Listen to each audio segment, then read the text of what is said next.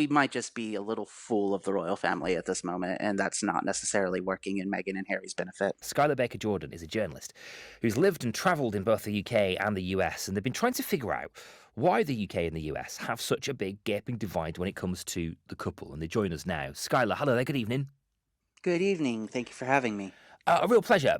Before we figure out why, let's establish what the difference is in response. Can you explain how America and the UK have both differently approached this couple?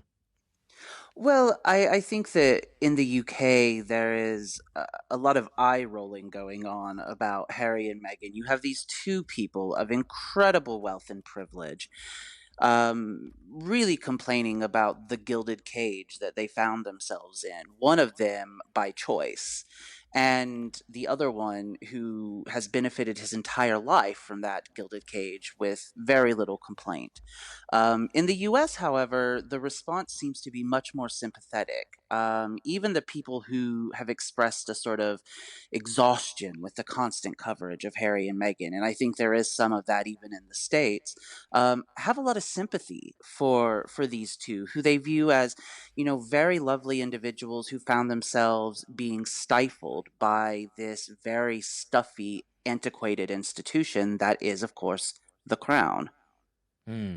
Chris Morris, a former BBC correspondent, made a point earlier that really stuck out to me, Skylar. He said that it's about what they represent, right? The couple represent something very different in each country. You've kind of alluded to that as well, haven't you? Yeah, absolutely. I mean, I think it's definitely like any sort of public figure about what they represent. Very few of us actually know Meghan and Harry personally. I have never met either of them. I'm going to wager you have never met either of them. If you do, No. you're probably not on a first name basis with either of them.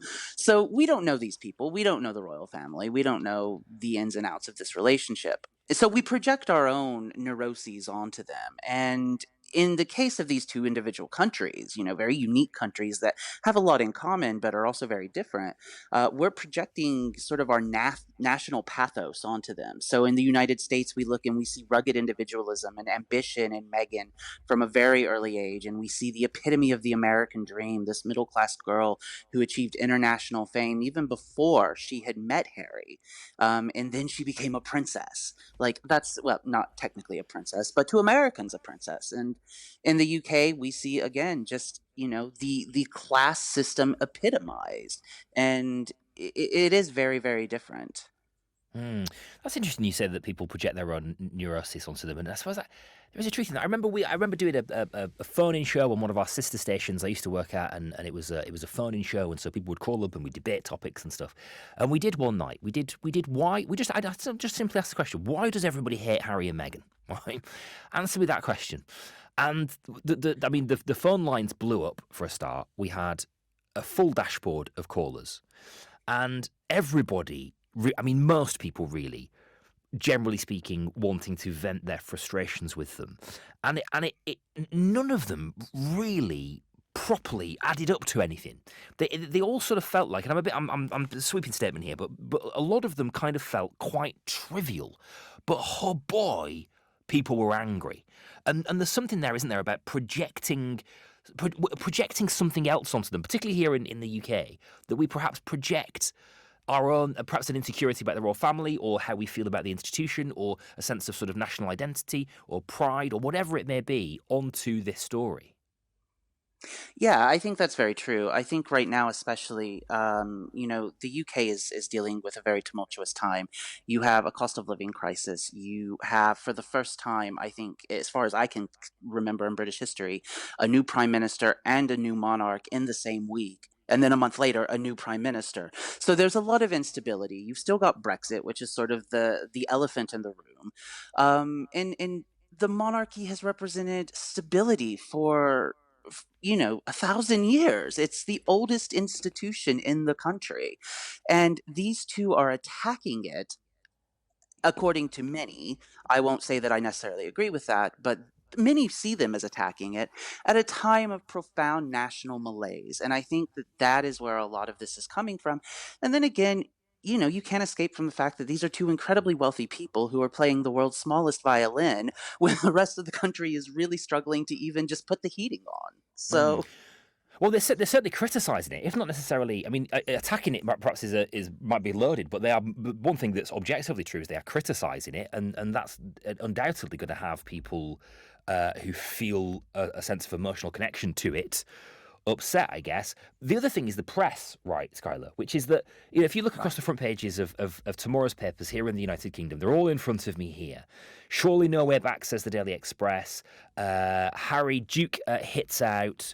We've got, I think there's a story on the front page of one of the papers that sort of blah blah blah, says the Star, windbags, new rant, sob blah blah blah. The American press, however, takes a very different tone, doesn't it? And that has to be influencing, doesn't it? I would think it does, yeah. The American press relies largely on what we dub access journalism. So if you think of a magazine like People magazine, which is one of the biggest sort of celebrity magazines in the United States, they don't necessarily do the sort of scathing coverage that you might expect of the Daily Mail or something. They are very like glossy, glowing, profiles of celebrities that invite you into their home as opposed to the sort of paparazzi storm that you saw following Meghan in London. So it is a very different kind of journalism. I mean, we have our Perez Hiltons, but generally speaking, the press is much less intrusive here. Um, and so I think that that has something to do with it. I think that's part of the reason why Meghan and Harry wanted to move to the United States is because they will have more control over the press. We have more gated communities, and I'm sure, I don't know where they live, but I'm sure that it is somewhere very well secluded and protected from intruding eyes. And that's harder to come by in a city like London. So, the press is more vicious in the UK, though. Let me rephrase that. I write for the British press, and I don't think that my paper is more vicious, and I don't think your paper is more vicious. But the tabloids are certainly a different beast, and we see that in the way that they pursue these two relentlessly. And I have a lot of sympathy for Harry and Meghan. I would not want to be in their shoes. I would not want to be in any celebrity's shoes being stalked and hounded that way. That has to be very, very difficult. Mm. Mm. You also talk about a difference in perhaps class structure as well across the two countries, and how that plays into this story. Yeah, I mean, the great irony is that there is actually, statistics show there's more upward mobility as far as income goes in the UK. So you're more likely to be able to make more than your parents did and to rise in income in Britain than you are in America. Yet in America, we have this national myth of the American dream and of pulling yourself up by your bootstraps. And ambition is really encouraged here from a very young age. That sort of dream big little boy or dream big little girl kind of thing is something that Americans grow up with. Whereas in Britain, I think that you are, and I don't mean this in an insulting way, because certainly there are a lot of very creative people there, and there's a lot of big dreamers there, and a lot of innovation there. But culturally, you do seem to be more reserved and a little bit more, um, maybe a little more pragmatic to a point to where it weighs down expectations. And there is a little bit more pessimism. One of the things I said in my piece is Americans are a smiley people. We like to smile. We are very optimistic, sometimes naively so. Whereas British people do tend to be a little bit more pragmatic and to the point of pessimism, I think. You're treading very carefully there, Skylar, for obvious reasons. But there's a truth in it. I will say as a Brit, I think there's a definite cultural. You've pretty put your finger on some interesting cultural traits that I think are present in being British. Just finally, Skylar, I mean, having spent a bit of time as you have now dwelling on this story and dwelling on those cultural differences, where does this go? I'm going to ask you two questions. Is there any way back for Harry and Meghan so far as the United Kingdom is concerned? And what becomes of them in America? Deal with those in turn. Well, there's always a way back for anyone in Britain, and I'll go back to Jade Goody as a classic example of that. No one ever thought that Jade Goody, after coming out of the Celebrity Big Brother house, would go back to being the nation's sweetheart the way that she did, but she did. Granted, that ended very tragically, and so let's hope that the same isn't true for Harry and Meghan or for anyone.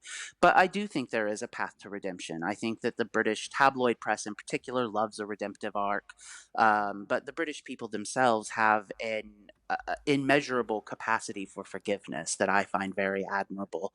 What happens to them in America? I don't know. I mean, I don't think that this is going the way they hoped it would. I think that Really? I have a little sympathy for Megan.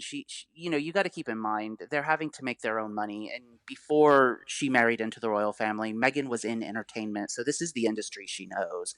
But what they do next, I don't know. The podcast that she didn't seem to take off the way that I think everyone hoped. The docuseries maybe hasn't gotten the response that she wants. Has it not in I America? It don't hasn't.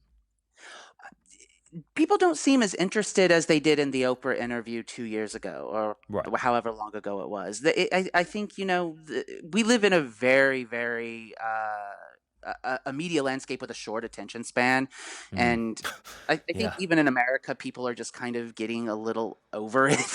So, Yeah.